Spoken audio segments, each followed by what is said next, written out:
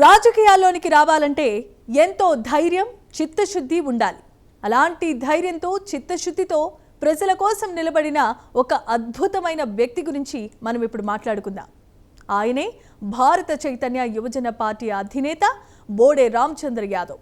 ఒక సామాన్యమైన రైతు కుటుంబం నుంచి వచ్చి అంచెలంచెలుగా ఎదిగి పారిశ్రామికవేత్తగా, ఆపై రాజకీయ నాయకుడిగా తనకంటూ ఒక ప్రత్యేకమైన గుర్తింపు తెచ్చుకున్న ఆయన ప్రస్థానం నిజంగా స్ఫూర్తిదాయకం. ఈరోజు ఆయన జన్మదినోత్సవం సందర్భంగా రామచంద్ర యాదవ్ జీవిత విశేషాలను, రాజకీయ ప్రయాణాన్ని ఈ స్టోరీలో చూద్దాం.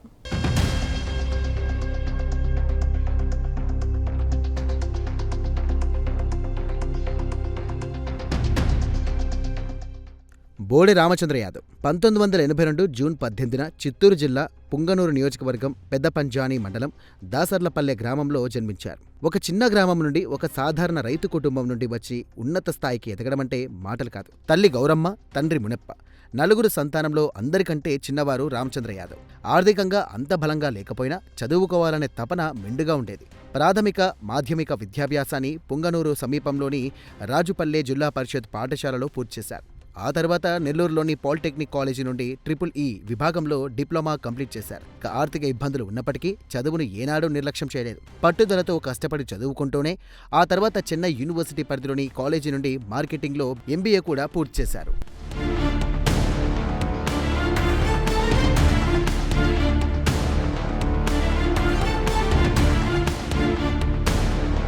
చదువు పూర్తయ్యాక రామచంద్ర యాదవ్ మార్కెటింగ్ రంగంలో మంచి నైపుణ్యం సంపాదించారు. ఈ నైపుణ్యంతోనే ఆయన real estate, software consultancy, health care, multilevel marketing వంటి విభిన్న రంగాల్లో తన వ్యాపారాలను విస్తరించారు. ఆంధ్రప్రదేశ్తో పాటు తమిళనాడు, కర్ణాటక రాష్ట్రాల్లో కూడా ఒక ప్రముఖ పారిశ్రామికవేత్తగా ఎదిగారు.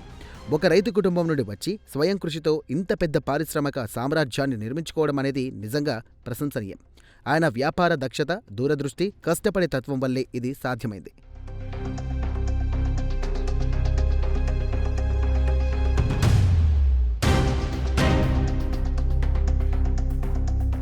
రామచంద్ర యాదవ్ రాజకీయ అరంగేట్రం వెనుక ఆసక్తికర కథనాలున్నాయి. రైతు కుటుంబం నుండి రావడం వల్ల సమాజంలో రైతులు, వెనుకబడిన వర్గాలు, నిరుద్యోగులు పడే ఇబ్బందులను దగ్గర నుంచి చూశారు. వారి కష్టాలను అర్థం చేసుకున్నారు. ఈ కష్టాలను తీర్చడానికి, సమాజానికి ఏదైనా చేయాలని ఆయనలో ఒక బలమైన సంకల్పం ఏర్పడింది. అందుకే సామాజిక సేవ వైపు అడుగులు వేశారు. ఆ తర్వాత పూర్తిస్థాయి రాజకీయాల్లోకి రావాలని నిర్ణయించుకున్నారు. ఒక పారిశ్రామికవేత్తగా సాధించిన విజయాలకే పరిమితం కాకుండా సమాజం పట్ల బాధ్యతను కూడా తెలియజేస్తోంది.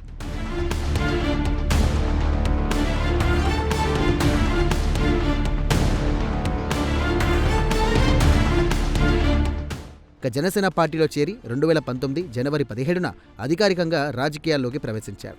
పవన్ కళ్యాణ్ సిద్ధాంతాలు నచ్చి జనసేన పార్టీలో చేరారు. 2019 అసెంబ్లీ ఎన్నికల్లో జనసేన పార్టీ తరపున పుంగనూరు నియోజకవర్గం నుండి ఎమ్మెల్యే అభ్యర్థిగా పోటీ చేశారు. ఆ ఎన్నికల్లో నియోజకవర్గంలో గణనీయమైన ఓట్లను సాధించి అందరి దృష్టిని ఆకర్షించారు. ఇది ఆయనకు లభించిన ఒక గొప్ప గుర్తింపు. కొత్తగా రాజకీయాల్లోకి వచ్చిన ఒక వ్యక్తి ఇంత తక్కువ సమయంలోనే ప్రజల మన్ననలు పొందడమంటే ప్రజల సమస్యలపై ఎంత అవగాహన ఉందో అర్థం చేసుకోవచ్చు.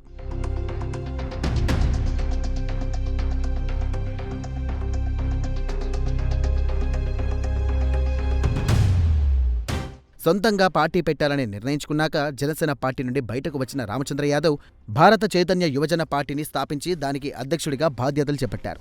2023 జూలై 23న భారత చైతన్య యువజన పార్టీ పేరుతో BCY పార్టీని స్థాపించారు. ఇది RCY నాయకత్వ లక్షణాలకు, సొంతంగా ఒక మార్గాన్ని ఏర్పరచుకోవాలనే తపనకు నిదర్శనం. సొంత పార్టీని స్థాపించడం అనేది అంత సులభమైన పని కాదు. దీనికి ఎంతో దార్శనికత, సంకల్పం అవసరం. బోడే రామచంద్ర యాదవ్ వాటిని నిరూపించారు.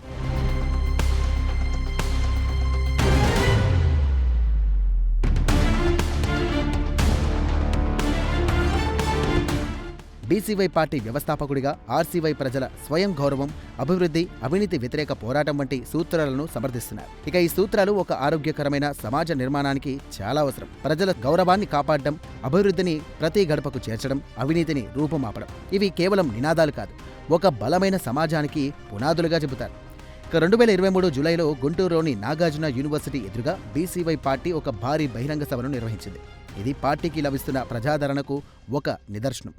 ఒక కొత్త పార్టీ తక్కువ సమయంలోనే ఇంత పెద్ద బహిరంగ సభను నిర్వహించగలిగింది అంటే ప్రజల్లో RCY పట్ల, BCY పార్టీ పట్ల ఎంత నమ్మకముందో స్పష్టంగా తెలుస్తోంది. ప్రజలు మార్పును కోరుకుంటున్నారు. అలాంటి మార్పును తీసుకురావడానికి బోడే రామచంద్ర యాదవ్ తన వంతు ప్రయత్నం చేస్తున్నారు.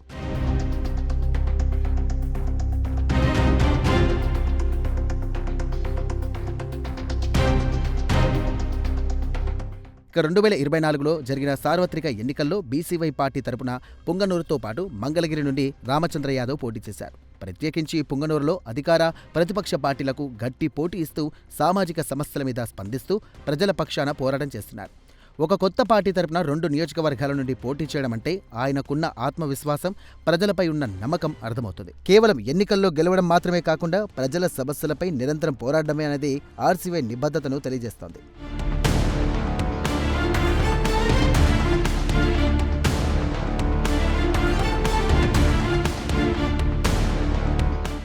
యువత, బీసీ నాయకులు బీసీవై పార్టీలో చేరడమంటే ఆయన ఆశయాలు, సిద్ధాంతాలు ఎంత పారదర్శకంగా ప్రజలకు ఎంతగా చేరువ అవుతున్నాయో తెలుస్తుంది. యువత ఒక పార్టీ వైపు మొగ్గు చూపుతోంది అంటే ఆ పార్టీకి ఒక ఉజ్వల భవిష్యత్తు ఉందని విశ్లేషిస్తున్నారు. బీసీవై పార్టీలో బీసీ నేతలను చేర్చడం వల్ల బలహీన వర్గాల గొంతుక మరింత బలంగా వినిపించే అవకాశం ఉంది. బోడే రామచంద్ర యాదవ్ రాజకీయ ప్రస్థానం అనేది ఆశ, విశ్వాసం, పట్టుదలకు నిదర్శనం. కేవలం ఒక నాయకుడిగా మాత్రమే కాకుండా ఒక ఆదర్శప్రాయమైన వ్యక్తిగా ఎదిగారు. సామాజిక సేవ పట్ల ఆర్సీవై నిబద్ధత, ప్రజల సమస్యలను పరిష్కరించాలనే తపన రాజకీయాల్లో నిలకడ అందరికీ ఒక స్ఫూర్తిని అందిస్తాయి.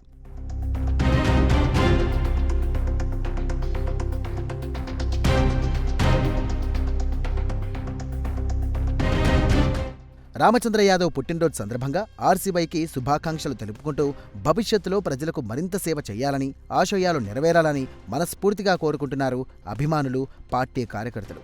ఒక వ్యక్తి తన కలలను, ఆశయాలను అనుసరిస్తూ సమాజానికి మంచి చేయాలనే తపనతో ముందుకు సాగితే అద్భుతాలు సృష్టించగలరని బోడే రామచంద్ర యాదవ్ నిరూపించారు.